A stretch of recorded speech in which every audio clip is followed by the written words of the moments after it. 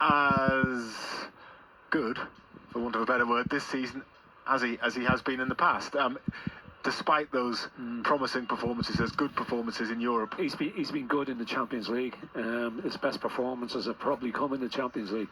I mean, he hasn't scored a goal from open play in the Premier League for a long time. You know, he scored penalties, yes, but from open play he hasn't. He scored goals in the Champions League. His performances in the Champions League have been good. He seems to enjoy this stage. You know, it's different type of game, different pace to the game in the Champions League compared to the Premier League week in, week out. But he seems to reserve his best performances for the Champions League Friday.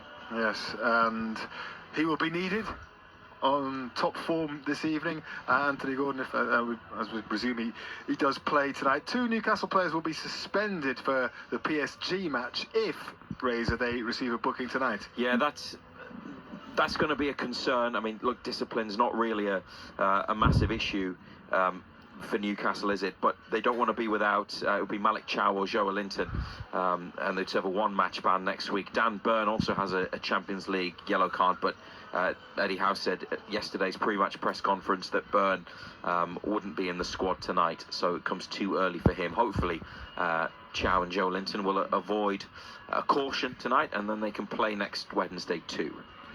Fingers crossed, yes. The PSV team then, perhaps not full of household names, Razor. We'll talk a bit more about them later with a Dutch journalist on the show. But who should we be looking out for tonight, and how dangerous are they? Yeah, well, I think they are very dangerous. They are. They've opened up a huge lead at the top of the Eredivisie table, 16 points clear.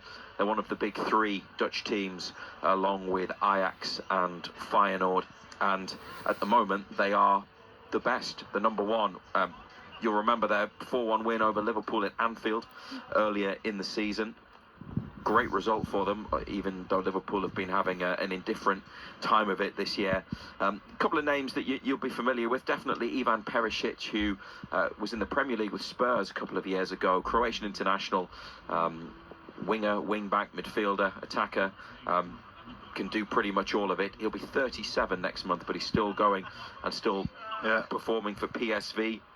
There's a midfielder called Gus Till, who's got 13 goals this season already, which is more than any Newcastle United player has. And a young forward who got a couple of goals in the win at Anfield.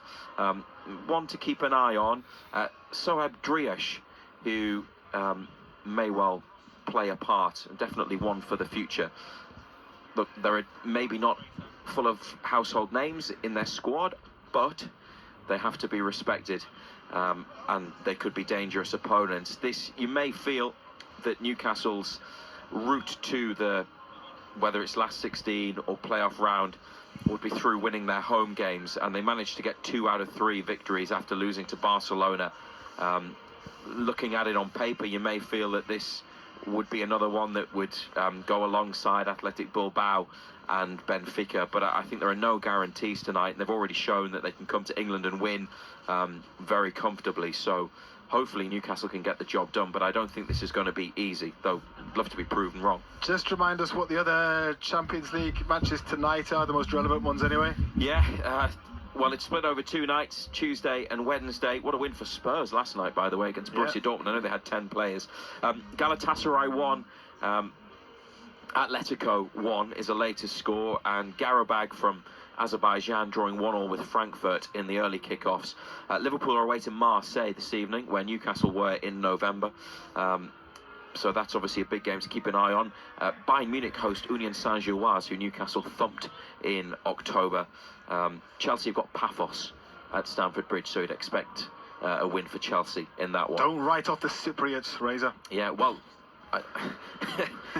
it's interesting because I think you need to keep an eye on all of the other teams. I mean, Paphos, for example, they've got 6 points from 6 matches, but if they were to get 2 wins, spring a surprise, there might be a chance that Newcastle go to Cyprus in the playoff round.